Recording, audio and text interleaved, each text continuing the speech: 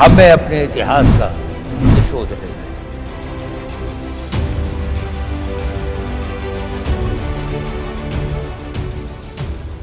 इतिहास का बदला लेना होगा। ये देश ऐसे ही आजाद नहीं हुआ। अजीत डोभाल के ये एक एक शब्द हिंदुस्तान में इस्लामिक शासन की मंशा रखने वाले औरंगजेब और महमूद गजनी जैसे विचारधारा को उधेड़ कर रख दिया है। अजीत डोभाल के तेवर से भारत की सुरक्षा में सेंध डालने वालों की नींव हिल गई है। जी हाँ, सोमनाथ मंदिर के इतिहास में 2026 एक खास पड़ाव है। इसी के चलते देश सोमनाथ स्वाभिमान पर्व मना रहा है।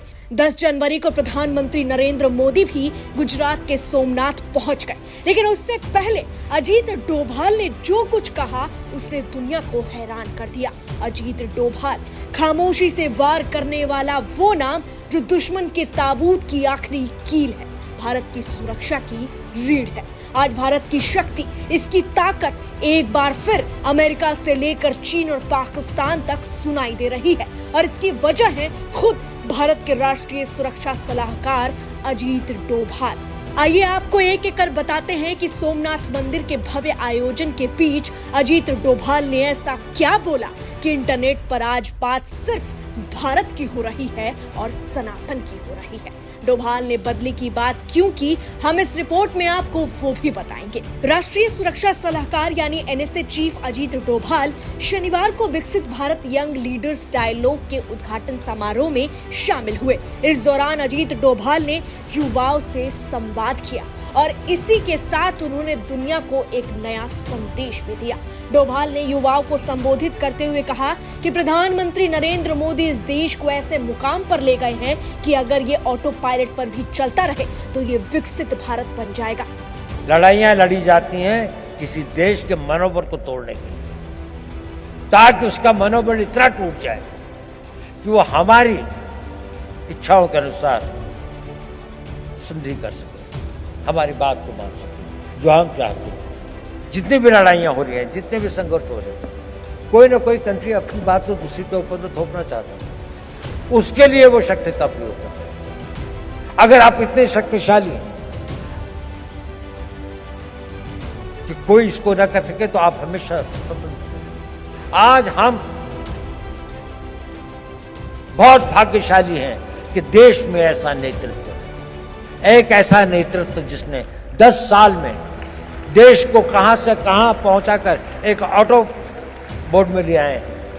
दिल्ली में आयोजित विकसित भारत यंग लीडर्स डायलॉग के मंच से जब राष्ट्रीय सुरक्षा सलाहकार अजीत डोभाल बोले तो ये कोई सामान्य भाषण नहीं था। ये सिर्फ और सिर्फ शब्द नहीं थे, बल्कि चेतावनी थे। वो इतिहास नहीं था, बल्कि हिसाब था।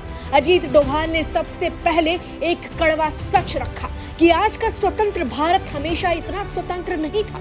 ये आजादी कोई उपहार नहीं थी, बल्कि अपमान, बलिदान और संघर्ष से निकली हुई चिंगारी थी। उन्होंने याद दिलाया कि हमारे पूर्वजों ने क्या क्या झेला, फांसी के फंदे, जले हुए गांव, टूटी हुई सभ्यताएं, लूटे गए मंदिर, सब कुछ कुचला गया और आस्था को बार बार चोट पहुंचाया गया और कई बार हम मूक दर्शक बने रहे। यह कहते हुए डोभाल ने सिर्फ अतीत नहीं खोला, उन्होंने आज सनातन विरोधियों को आईना भी दिखाया। वो बोले, ये इतिहास हमें चुनौती देता है कि हर युवा के भीतर आग होनी चाहिए, और यहीं से उनके शब्द भारत विरोधी ताकतों की रूह तक उतर गए। ये इतिहास हमें एक चुनौती देता है। ये उस भारत का आज प्रतिशोध शब्द अच्छा तो नहीं है, लेकिन प्रतिशोध भी अपने में एक बड़ी भारी शक्ति है। हमें अपने इतिहास का प्रतिशोध लेना है।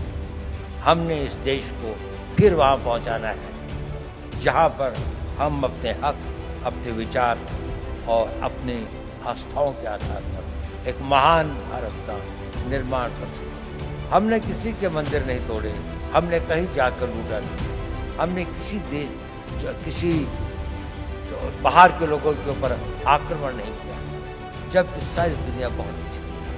अगर आने वाली पीढ़ियां उस सबक को भूल जाएंगी तो ये इस देश का सबसे बड़ा ट्रेजेडी है। ये बयान सुनकर उन लोगों की नींव हिल गई जो भारत की सुरक्षा में सेंध लगाने का सपना देखते हैं, क्योंकि ये बयान कमजोरी नहीं, रणनीतिक दृढ़ता का ऐलान था। और फिर उन्होंने सबसे बड़ा सवाल फेंका, क्या हमने वो सबक सीखा है? क्या आने वाली पीढ़ियां उसे याद रखेगी? क्योंकि अगर वो भूल गई तो ये देश के लिए सबसे बड़ी त्रासदी होगी। यही वो बिंदु था जहां अजीत डोभाल के हर शब्द ने उन विचारधाराओं को झकझोर दिया जो भारत को फिर से कमजोर, विभाजित और अस्मिता विहीन देखना चाहती है। और यह कोई संयोग नहीं है कि आज जब सोमनाथ मंदिर जैसे पवित्र स्थलों पर सांस्कृतिक और राष्ट्रीय कार्यक्रम हो रहे हैं, उसी दौर में डोभाल इतिहास की बात कर रहे हैं। सोमनाथ मंदिर सिर्फ और सिर्फ एक मंदिर नहीं है, वो भारत की टूटी हुई लेकिन फिर उठ खड़ी हुई आत्मा का प्रतीक है। सोमनाथ मंदिर भारत के 12 ज्योतिर्लिंगों में पहला माना जाता है, जो सिर्फ एक धार्मिक स्थल नहीं बल्कि हजारों साल पुरानी भारतीय सभ्यता, विश्वास और सनातन के संघर्ष की कहानी भी है। सोमनाथ मंदिर के इतिहास में 2026 एक खास पड़ाव है, क्योंकि इस वर्ष मंदिर पर हुए पहले आक्रमण को 1000 साल पूरे हो रहे हैं। इसी को लेकर यहाँ पर 8 से 11 जनवरी तक 3 दिवसीय सोमनाथ स्वाभिमान पर्व आयोजित किया गया है। सोमनाथ मंदिर गवाही देता है कि सभ्यता को बार बार कुचला जा सकता है, लेकिन अगर स्मृति जीवित हो तो उसे खत्म नहीं किया जा सकता। डोभाल का संदेश साफ था कि ये देश ऐसे ही आजाद नहीं हुआ है और ये आजादी ऐसे ही सुरक्षित भी नहीं रहेगी। जो लोग आज भी भारत पर बाहरी या वैचारिक वर्चस्व की कल्पनाएं पालते हैं, उनके लिए भाषण एक रणनीति का अलार्म था।